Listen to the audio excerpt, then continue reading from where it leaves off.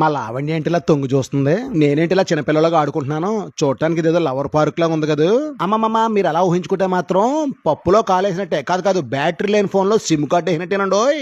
ఇది మన తూర్పు గోదావరి జిల్లాలో చదువుకునే పిల్లలందరికీ గొప్ప వరం లాంటి పార్కు. అలాగని టైం పాస్ చేసే పార్క్ మాత్రం కాదండోయ్. అంటే మనం కొంచెం టైం తీసుకుని పిల్లల్ని తీసుకెళ్తే వారిలోని విజ్ఞానాన్ని పెంపొందించే విజ్ఞాన పార్కు, అంటే సైన్స్ పార్క్ అన్నమాట.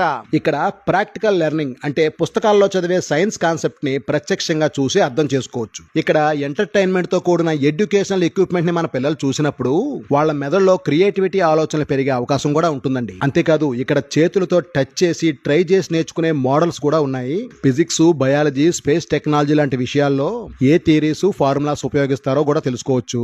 ప్రతిరోజు ఉదయం 10 గంటల నుండి సాయంత్రం 5 గంటల వరకు తెరిచి ఉండే ఈ సైన్స్ పార్కు ఆదివారం నాడు మాత్రం పూర్తిగా మూసివేయబడుతుంది.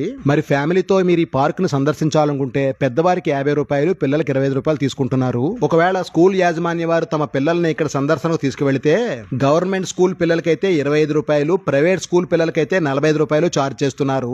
అదే కాలేజెస్ వారికి అయితే గవర్నమెంట్ కాలేజీ వారికి 40 రూపాయలు, ప్రైవేట్ కాలేజీ వారికి 50 రూపాయలు ఛార్జ్ చేస్తున్నారు. కోట్ల రూపాయలతో తూర్పు గోదావరి జిల్లాకే గర్వకారణమైన చదువు ప్లస్ వినోదాన్ని అందించే ఈ సైన్స్ పార్క్ అయితే రాజమండ్రి పట్టణాన్ని ఆనుకునే ఉన్న బొమ్మూరు గ్రామంలో, బొమ్మూరు నుండి రాజవోలు వెళ్లే మెయిన్ రోడ్ పక్కనే ఉంటుందండి.